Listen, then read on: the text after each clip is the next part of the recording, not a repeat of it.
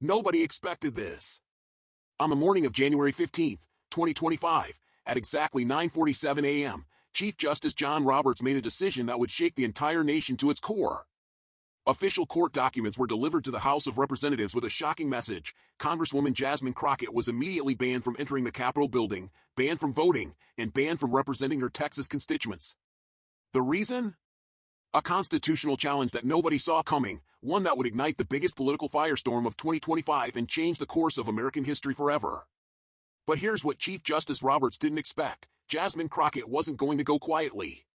What she did next didn't just challenge the Supreme Court, it mobilized an entire generation and proved that sometimes the most powerful weapon against injustice isn't found in courtrooms or Congress halls, but in the streets and the voices of the people. If you're ready to see how one woman's brutal fight for justice shattered the status quo, smash that like button and subscribe, because you won't want to miss a second of this unbelievable story. This is the implosion of power, the reckoning of a nation, and the rise of a true American hero. To understand why Chief Justice Roberts' decision sent shockwaves across the nation, you need to know who Jasmine Crockett really is and why her ban from Congress threatened the very foundation of American democracy. At 43 years old, this former civil rights attorney from Dallas, Texas, who built her career on fighting for the underdog. Before coming to Congress in 2023, she spent years in courtrooms defending voting rights, taking on police brutality cases, and representing families who couldn't afford high-powered lawyers. She didn't come from political dynasties or wealthy families. She earned her law degree while working multiple jobs and built her reputation one case at a time. In Congress, Jasmine Crockett quickly became known as the representative who wasn't afraid to speak truth to power, whether she was grilling CEOs during committee hearings or calling out corruption in late-night House sessions. She had become the voice for millions of Americans who felt forgotten by the system. Her viral moments, from her bleach blonde bad-built comeback to Marjorie Taylor Greene to her passionate speeches about voting rights, had made her a rising star in progressive politics. She was a force, a voice for the voiceless, a true champion of the people. But Chief Justice John Roberts saw something different. At 70 years old, Roberts spent decades as the institutionalist Chief Justice, someone who believed in preserving the traditional power structures of Washington. Throughout his tenure, he had consistently ruled in ways that protected established interests and maintained the status quo. To Roberts, representatives like Crockett represented a dangerous disruption to the careful balance of power he had spent years protecting. He was the embodiment of the old guard, a man clinging to a fading vision of power. To Roberts, representatives like Crockett represented a dangerous disruption to the careful balance of power he had spent years protecting. The stakes couldn't have been higher. This wasn't just about one Congresswoman's career, this was about whether elected representatives, chosen by the people, could be silenced by unelected judges. If Roberts could ban Crockett today, who would be next? Could the Supreme Court start picking and choosing which democratically elected officials were allowed to serve? For Crockett's constituents in Texas, a district that was 65% Black and Latino with an average household income of $45,000, losing their representative meant losing their voice in Washington at a critical time. Major voting rights legislation was pending, healthcare reform was being debated, and economic policies that would directly impact working families were on the table. The constitutional crisis was real. Could the judicial branch override the will of the people who had elected their representative? The answer would determine not just Crockett's future, but the future of American democracy itself. This was a battle for the soul of the nation, a clash between the elite and the everyday American. The constitutional crisis began 3 weeks earlier, but nobody saw it coming until it was too late. It started with what seemed like a routine Supreme Court case about congressional ethics. A conservative legal group called Americans for Constitutional Integrity had filed a lawsuit arguing that several House members, including Jasmine Crockett, had violated their oath of office by supporting what they called unconstitutional legislation. The case was supposed to be dismissed quickly. After all, the Constitution clearly states that each House of Congress judges the qualifications of its own members. But Chief Justice Roberts had other plans. In a closed-door meeting on January 12, Roberts convinced 4 other conservative justices to take the unprecedented step of issuing what he called an emergency constitutional intervention. Using legal language that most Americans couldn't understand, Roberts argued that when elected officials support legislation that the court deems unconstitutional, they forfeit their right to serve. The legal reasoning was shaky at best, but Roberts had the votes. In a 5-4 decision, issued at midnight, clearly designed to avoid media attention, the court ordered that Jasmine Crockett be immediately barred from Congress pending a full hearing. This was a bombshell, a shocking display of judicial overreach designed to dismantle the will of the people. When Crockett arrived at the Capitol on January 15, 2025 for what she thought would be a normal day of committee hearings. When Crockett arrived at the Capitol on January 15 for what she thought would be a normal day of committee hearings, she was met by Capitol police officers with the court order. The scene was surreal, a democratically elected representative being escorted out of the People's House by armed guards, all because 5 unelected judges had decided she shouldn't be there. It was a brutal, humiliating spectacle, a direct assault on the democratic process. But the real escalation began when news of the ban reached the public. Within hours, #JoshDefendDemocracy was trending on social media. Videos of Crockett being escorted out of the Capitol went viral, with many Americans seeing the footage as a direct attack on their voting rights. If the Supreme Court could ban their chosen representative, what did their votes even matter? The internet exploded, a firestorm of outrage and disbelief. The response from other House members was swift and divided. Progressive Democrats immediately rallied around Crockett, with Alexandria Ocasio-Cortez tweeting, "This is what authoritarianism looks like. An unelected court is overriding the will of Texas voters. We cannot let this stand." The Congressional Black Caucus called for an emergency session, with members threatening to boycott all House proceedings until Crockett was reinstated. But Republicans saw an opportunity. House Speaker Mike Johnson, who had been struggling with his own leadership challenges, praised Roberts' decision as upholding constitutional order. Conservative media outlets ran stories about activist congresspeople finally being held accountable, with some commentators suggesting that other progressive representatives should face similar bans. The tension reached a boiling point when Crockett's own constituents began organizing in Dallas. Thousands of people gathered outside the federal courthouse demanding answers. Signs reading "My vote matters" and "Judges don't pick my representatives" filled the streets. The protest was peaceful, but the message was clear: the people who had elected Crockett weren't going to let their choice be overturned by judges they never voted for. The message was clear: the people would not be silenced. Meanwhile, constitutional law experts were sounding alarm bells. Harvard law professor Lawrence Tribe called Roberts' decision the most dangerous judicial overreach since the 1930s, warning that it could destroy the separation of powers that protects our democracy. Even some conservative legal scholars expressed concern, with one writing that while we may disagree with Representative Crockett's politics, the precedent being set here threatens every elected official. Their warnings echoed through the halls of power, a dire prophecy of democracy's potential implosion. Perhaps the most ominous sign came from Senate Majority Leader Chuck Schumer, who announced that the Senate would not recognize any House legislation passed while Crockett remained banned. If the House doesn't represent all the people, then the Senate cannot work with an incomplete body, Schumer declared. The government was grinding to a halt. Paralyzed by this unprecedented attack on its very foundations.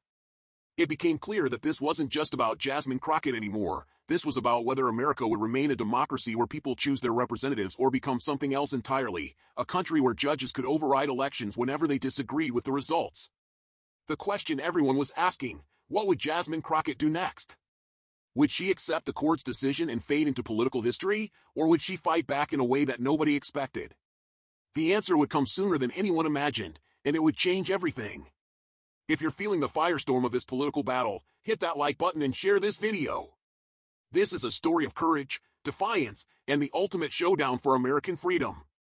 Jasmine Crockett wasn't going to let 5 unelected judges silence the voice of 760,000 Texas voters without a fight. But what she did next wasn't what anyone expected, not Chief Justice Roberts, not the media, and certainly not the political establishment that thought they could quietly remove her from power. Instead of hiring expensive lawyers or filing appeals that could take months, Crockett did something that would prove to be brilliant in its simplicity. She took her case directly to the American people. On January 16, less than 24 hours after being banned from Congress, Crockett appeared on every major news network with a message that cut through all the legal complexity. They want to silence me because they're afraid of what I represent, your voice, your vote, and your power to change this country. This was a strategic masterstroke, a brilliant move to bypass the corrupt system and go directly to the source of true power, the American people. But her real masterstroke came next. Instead of attacking Roberts directly, Crockett did something that exposed the fundamental weakness in his position. She started doing her job anyway.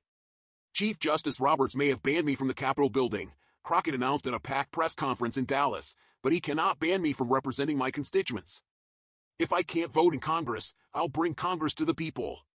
What followed was unprecedented in American political history.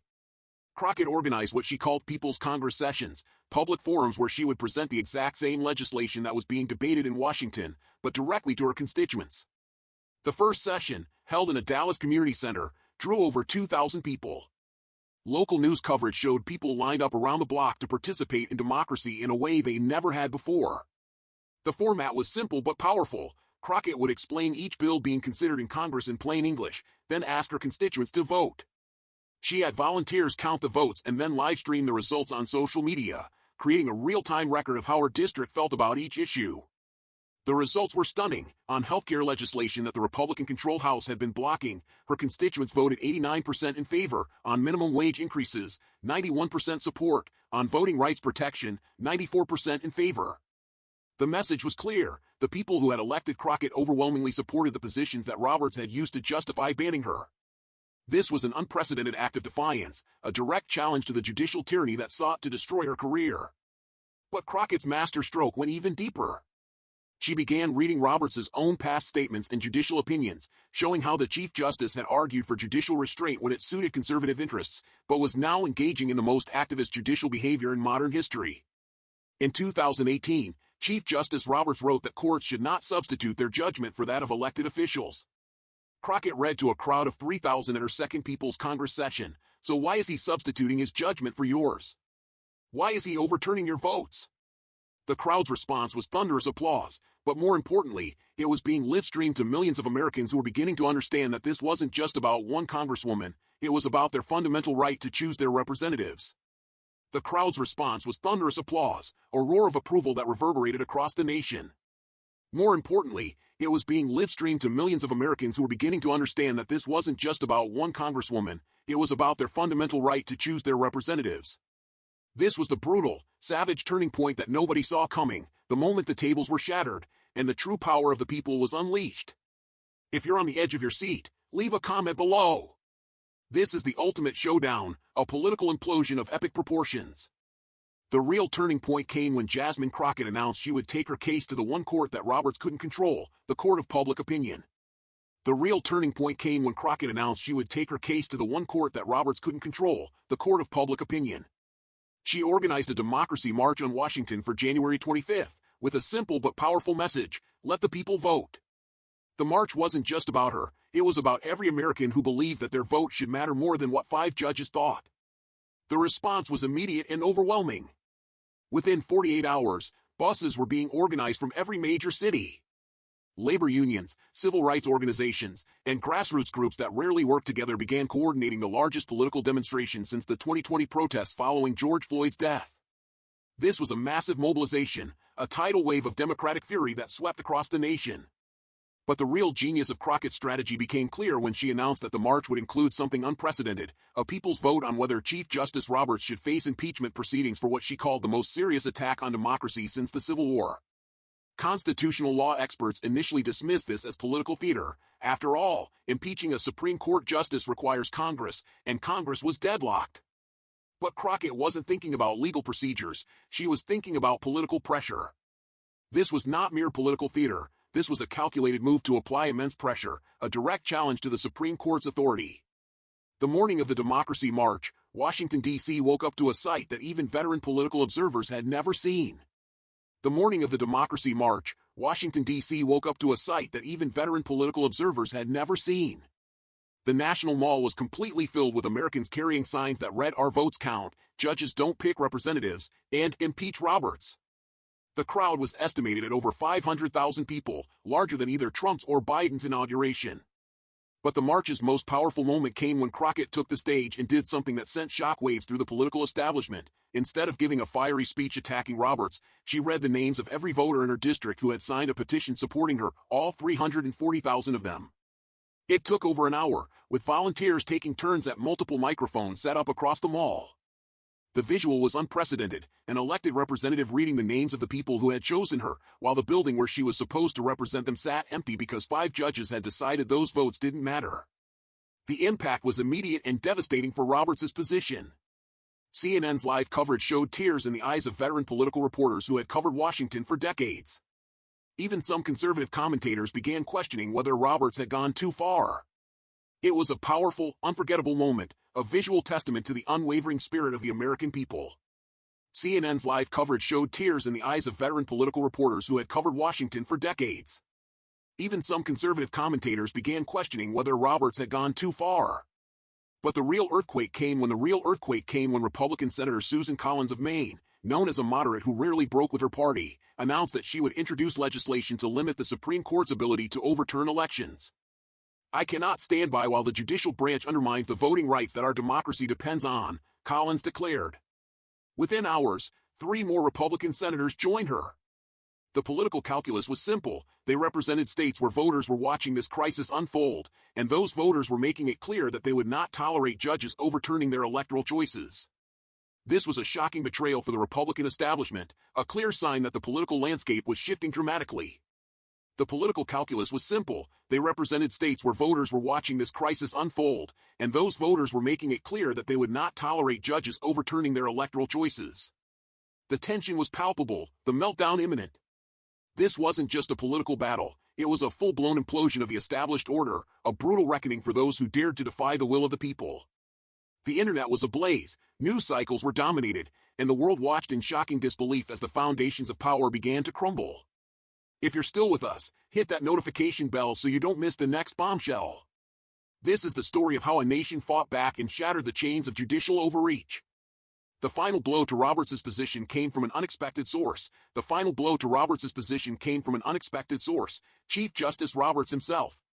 Under enormous pressure and facing the possibility of becoming the first Chief Justice in history to face serious impeachment proceedings, Roberts issued a statement that he tried to frame as clarification, but everyone understood as surrender. Upon further reflection and review of the constitutional issues involved, Roberts' statement read, "The court finds that the proper remedy for disagreements about congressional conduct lies with the voters and the House's own disciplinary procedures, not with judicial intervention. The order banning Jasmine Crockett was hereby dissolved." The statement was classic Roberts, trying to save face while backing down. But nobody was fooled. Jasmine Crockett had won, and everyone knew it. The statement was classic Roberts, trying to save face while backing down, a humiliating retreat from a position of absolute power. But nobody was fooled. Jasmine Crockett had won, and everyone knew it. The victory celebration at the Capitol when Crockett returned to Congress was unlike anything Washington had seen.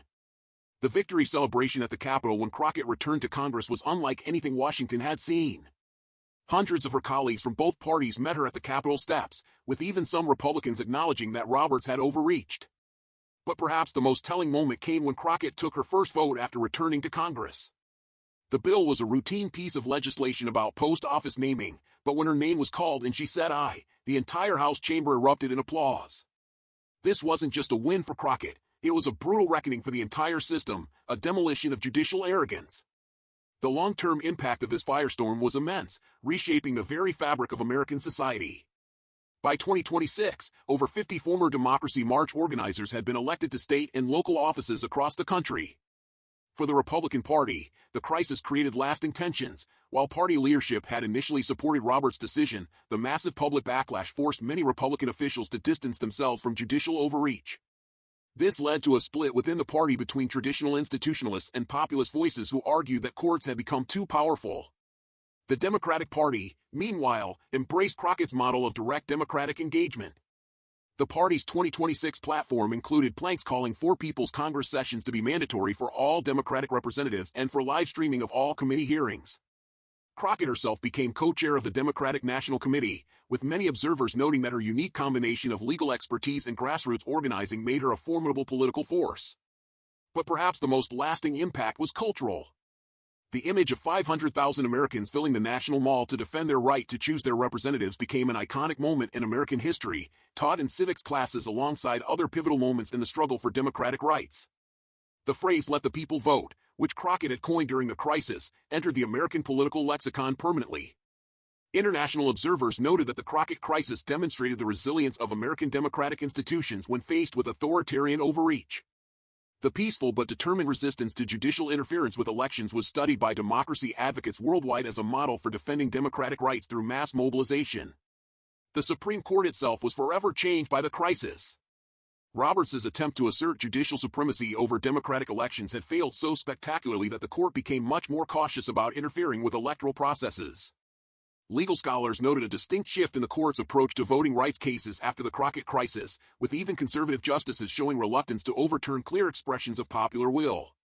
For Jasmine Crockett personally, the victory established her as one of the most influential politicians of her generation. Her unique combination of legal expertise, grassroots organizing skills, and media savvy made her a sought-after speaker and political consultant. More importantly, her willingness to take on the most powerful court in America and win had proven that individual courage combined with popular support could still triumph over institutional power. The crisis also revealed the power of social media and direct communication in modern political battles. Crockett's decision to bypass traditional media and speak directly to the American people through live streams and social media posts became a template that other politicians adopted. The old model of political communication through traditional media gatekeepers was permanently altered by the success of Crockett's direct approach. What many people don't realize is how the Crockett crisis affected American businesses and the economy. When 500,000 Americans descended on Washington, D.C. for the Democracy March, local businesses experienced their biggest boom since Barack Obama's inauguration. Hotels were completely booked, restaurants ran out of food, and local vendors made months' worth of income in a single weekend. But the economic impact went far beyond Washington, D.C. Major corporations found themselves forced to take sides in a way they hadn't experienced since the Civil Rights Movement. When Nike released a statement supporting the democratic right of all Americans to choose their representatives, conservative customers organized boycotts. When Chick-fil-A remained silent, progressive customers began avoiding their restaurants. The most significant corporate moment came when tech giants like Google, Facebook, and Twitter were pressured to suppress coverage of the Democracy March.